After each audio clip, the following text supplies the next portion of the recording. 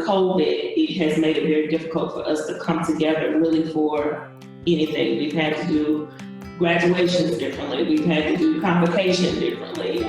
Everything has been different for us. So what is your projection? And I know this is a very difficult question, but where do you see us when we look at it moving forward into the spring semester? What does the spring look like for us? Is this pandemic over? Is it going to be on a downtrend? Or what are your thoughts just from what you see and the different tables that you're sitting at? Where are we headed and how can we continue to be diligent in our efforts towards preventing COVID? It's a great question. You know, the safety and health of our student body and our faculty and staff is paramount, and we are not a perfect organization or a perfect family. We're all trying to get through this, and we're learning as we go through it. We have CDC guidelines. We're very grateful for those guidelines. However, putting that into practice and ensuring that people graduate on time can be quite a challenge. Based on the meetings I've attended, the information I've received, and I also sit on a national board of higher education where we're talking about these things. I do want to share with you all, one of the things I learned in my last meeting is there are not a lot of colleges like ours that are actually having students. A lot of the New England and West Coast large community colleges are just completely online everything. And whatever they can't do online, they're just not offering.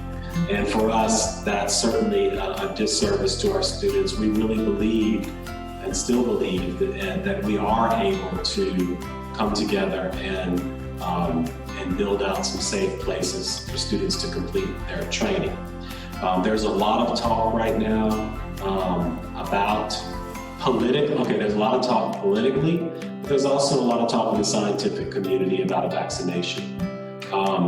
I do believe in the process of a vaccination. I believe that the scientific community controls that.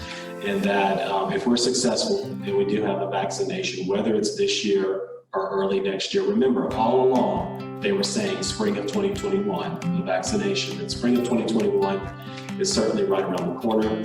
I'm hopeful that this spring you're going to see larger class offerings, more students on campus.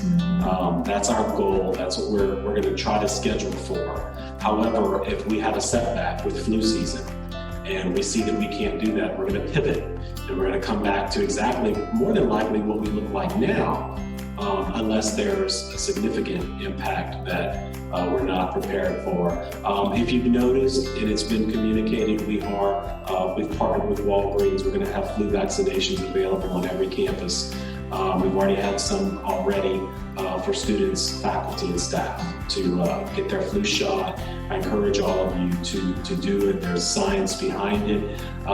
Please remember that while we were having summer, the other half of a portion of our world was having winter.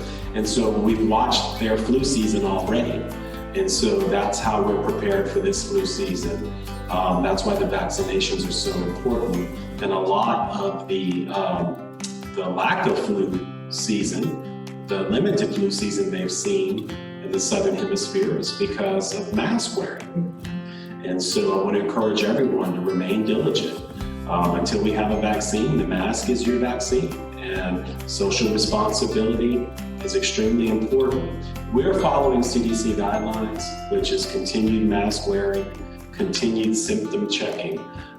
There are a lot of others who have opinions about that. So we're not following opinions, we're following CDC guidelines.